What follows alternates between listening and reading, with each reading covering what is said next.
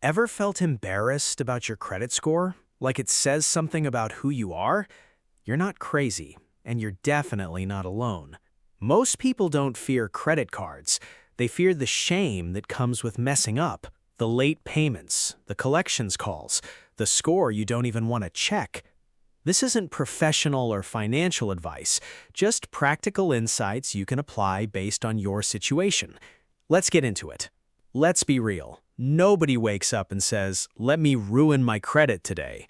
Life happens. Groceries go up, rent jumps, your car breaks down at the worst possible time, and suddenly, you're choosing between paying the bill or feeding your family. But here's the part nobody talks about. Bad credit isn't a character flaw. It's not a moral failure. It's a circumstance, and circumstances can change. Shame keeps you stuck. You avoid checking your score because you're scared. You avoid calling the bank because you feel judged. And the longer you avoid it, the worse it gets. Not because you're irresponsible, but because you're overwhelmed. But the moment you stop hiding from it, everything changes.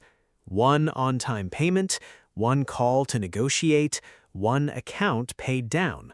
Credit doesn't reward perfection, it rewards consistency.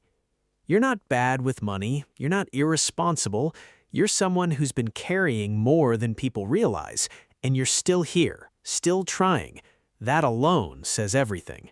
Fixing your credit isn't about being perfect, it's about small, boring wins that add up.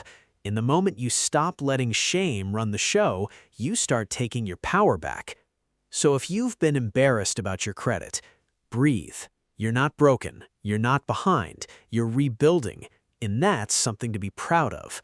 If you want more videos that break down money without the judgment, hit subscribe. We're doing this together.